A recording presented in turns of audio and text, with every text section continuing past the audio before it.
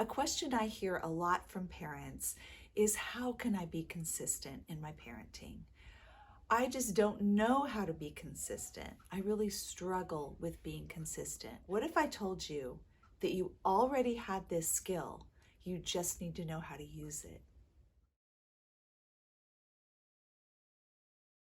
Welcome to the Peaceful Home. I'm Teresa, and I love to talk about all things home and family on this channel. For some time, I have been focusing more on home, and I'm really working towards having a parenting video up every Tuesday. If you don't follow me already on social media, check me out on Instagram and Facebook. In my Instagram stories, I'm hoping to open the floor for questions, but you can also leave your questions below in the comments. Now, I've been teaching parenting classes for about 20 years and doing parenting coaching on the side, and this is a very common dilemma. Parents will say, I just don't know how to be consistent. I think that's my biggest downfall. And honestly, it often is. Consistency is so important. Well, are you ready to hear how you already are being consistent? I'm going to give you two examples. First, how many of you allow your toddler or baby to be out of their car seat while you're running errands? My guess would be none of you. How many of you allow your children to run into the street and just hope for the best? Again, I would guess none of you. These two examples show that you absolutely know how to be consistent. In the car seat illustration, think of the times when your child has not wanted to go in their car seat and they've kicked and screamed and have said no. Do you just let them out anyway and say, oh, well, hopefully I won't get pulled over. Hopefully I won't get in an accident. No, you make sure they're in their car seat, and you do not relent because of the importance. Now, it's the same with running into the road. You don't go, well, maybe this time there won't be a car coming. You know that you absolutely have to train your child not to go into the road without an adult. And that if you don't do that, it could have dire consequences. Have you ever noticed how a 6 or 8-month-old baby will begin to lift their own arm to put it in a strap or out of a strap from a car seat? That tells you they are already being trained. They know what's coming. They know what is expected of them, and they know they're not going to get out of it. Now, they may try now and then to really put up a fuss and make it difficult for you, but you aren't going to give up. You are going to be consistent. So what happens when you've told your child for the 100th time not to jump on the couch? Well, first of all, you're probably doing some negative training, which means there's probably times when they disobey and there's a consequence. And then other times you go, oh my gosh, I'm right in the middle of doing X, Y, and Z. I'm just going to pretend I don't see this. We all do it. We're busy. We have real lives. We get frustrated. We get impatient and tired. But what I want to encourage you in today is when your child is jumping on the couch, the mindset is, this time won't matter.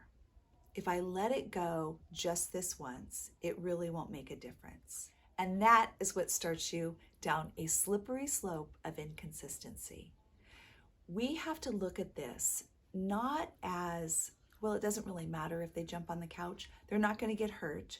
It's not about an accident or getting hit by a car. It's just, you're going to ruin the couch. And because we see that as being less important and not an emergency, we are more willing to let it go. So this is where I will challenge you. Although it looks like a very benign action, not a big deal, they're eating food on the carpet, they're jumping on the couch, they're teasing their little sister, whatever it is, don't look at it like this is a minor issue and it really doesn't matter. The way that your thinking needs to shift is, yes, jumping on the couch really doesn't matter, but they are deciding if they need to obey you or not. And when you are not consistent, you've made it optional. The consequences of not being consistent and keeping your word are huge. This is what we call negative training. You are actually encouraging, training your child to disobey. You're giving them numerous chances. And maybe every once in a while you'll step in with a consequence or you'll insist that they get down. But the time that you let it go and there was no consequence, that's what your child is going to bank on. I'll try it again. Mom probably won't say anything. The worst she'll do is just tell me to get off the couch again. Remind me 3 times. Count to 3, whatever it is. But they're not too concerned about those consequences. If you treat each disobedience as if it were a matter of life and death, meaning you are teaching your children that they must obey your word because they don't always know when it's serious or not. If you've told your child to eat at the table and they take a banana over and smear it on the couch or the carpet, you might think that's the worst thing that can happen. But all the times that they end up taking food away from the table and maybe nothing happens, and time after time you just let it go, you're not consistent with your word.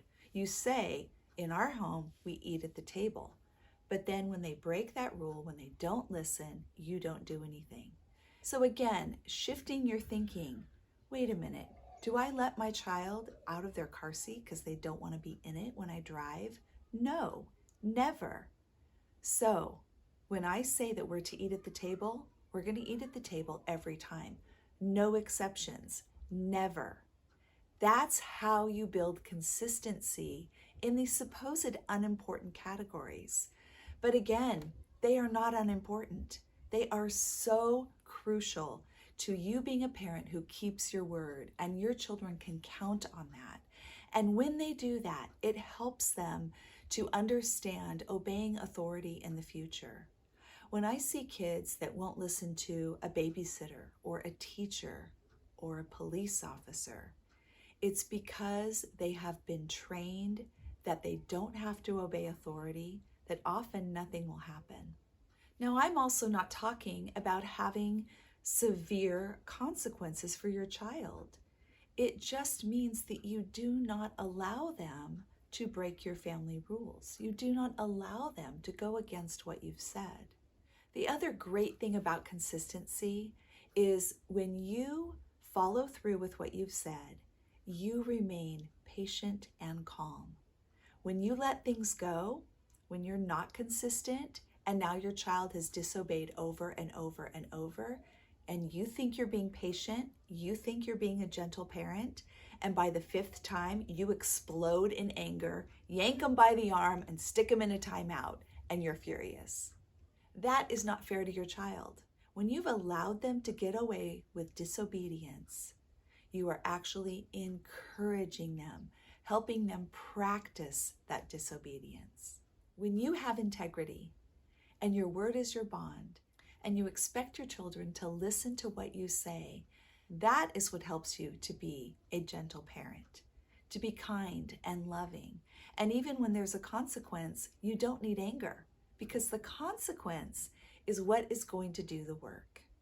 You get to remain a loving parent who's always on your kid's side, always coming alongside with encouragement and love.